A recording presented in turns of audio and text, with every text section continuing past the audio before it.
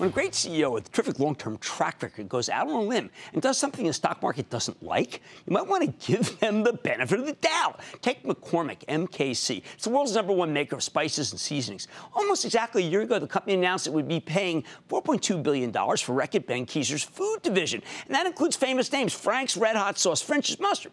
Stock got slammed in the news. People thought they were paying too much. But when we had the CEO Lawrence Kurzius on the show here, he calmly explained that these brands were worth every penny, especially since millennials put hot sauce on everything.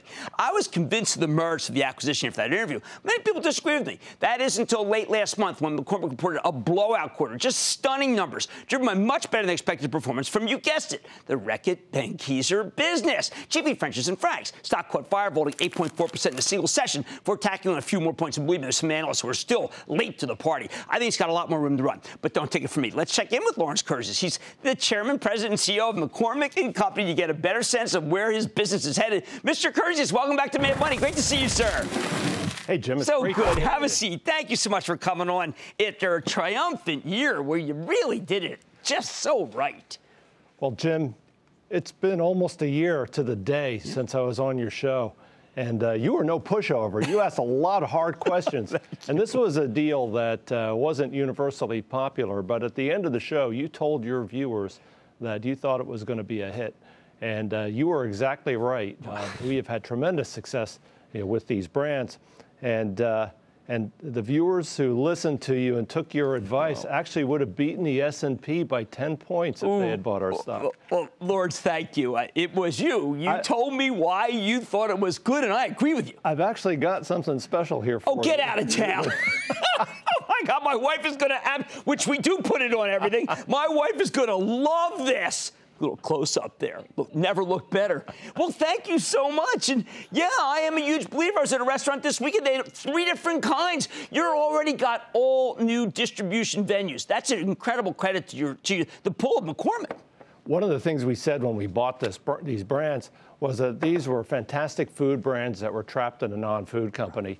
You put them into our business, we're the experts in flavor. We've gotten tremendous placement in restaurants. We've been able to expand at the shelf. It's really been good for us. Now, I think you're just getting started because on the call you talked about major national TV campaigns that are about to come out, and these brands haven't been supported like this. That's absolutely true. Frank's hot sauce actually hasn't been on television in over 7 years.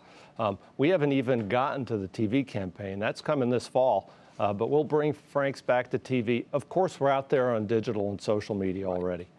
Social media, this thing is incredibly popular. I looked it up before you came on. I had no idea that this is, as someone told me this weekend, it's something we do. He said, we do this. That's not what people say typically about food. Frank's is something of a lifestyle brand. It's especially a lifestyle brand for millennials. And I know we've got a room full of millennials here today who can attest to that. But millennials are more interested in flavor than the general population. They are more adventurous in the foods that they eat. They like to cook more from scratch than the general population. And Frank's is a millennial brand. Literally, the younger you are, the more likely you are to be a consumer. This is one of the things that really appealed to us about Frank's. What's incredible credit to you, Lawrence, is it wasn't just that you tied into the millennials. This was a brand that was my era, and you have reinvented this in less than a year's time. Shelf space, you're taking away from the other guys, and you're growing this. French's was a brand that really got pushed around at the shelf. The French's Food Company didn't have category management capabilities that were very good. This is something that we're quite good at. We've taken the case to the retailers on this one. In many cases, secondary brands that had a fraction of the sales had as much shelf space as French's did. This has been a place where we've been able to grow. Now, you didn't even have the benefit of a good grilling season. But now we're in the summer. You started that, I know that you were talking about a June kickoff for a campaign, but how are things going now that it got hot? Well, things are going great. We got a slow start to the grilling season just because it was cold and wet over a lot of the east and the south. We even had a tropical storm over Memorial Day weekend. But a normal weather pattern has set in. So, our business does best when the weather does what consumers expect it to do, and normal consumption patterns can set in. So we're really excited about how the grilling season is going for us right now, and we're really looking forward to fall. McCormick's business is heavily skewed to the end of the year around holidays and back to school and football season. These are brands that are going to play well then too. I forgot how powerful this is among the wings community, and wings are incredibly popular. Just little things like King of Wings. You've decided to augment that. Well, Buffalo wings were actually created using Frank's hot sauce originally at the Anchor Bar in Buffalo, New York, and that's where the name comes from. So this is a real tradition. And we're embracing wings. Reckitt Benckiser had a King of Wings promotion that they ran in the springtime. We've more than doubled participation in King of Wings under our ownership, and we're bringing it back in the fall as well.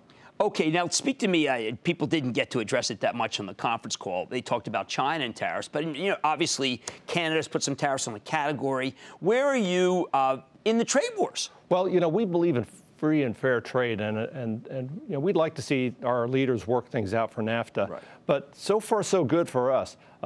There's no tariffs on mustard. Interestingly, French's mustard is made with 100% Canadian mustard seed, so the Canadians did not want to put a tariff on that. As opposed to and our ketchup, French's ketchup for the Canadian market, we actually make it in Canada with Canadian tomatoes, so it doesn't have a tariff either. Now, in the U.S., we make it here in the U.S. as well.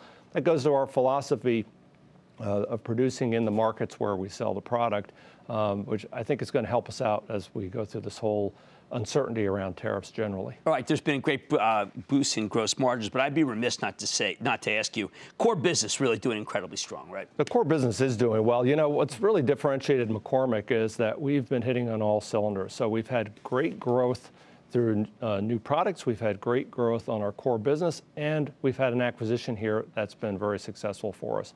We have doubled down on flavor and doubled down on growth. We see flavor as a growth category and ourselves as a growth company.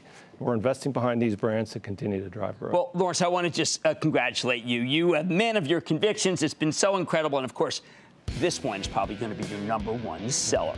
That is Lawrence Kurzius, Chairman, President, CEO of McCormick & Company.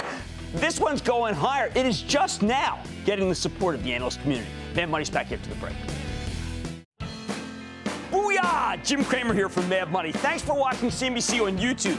Click here to subscribe and get the jump on my exclusives with CEOs, plus market news, investing advice, and a whole lot more.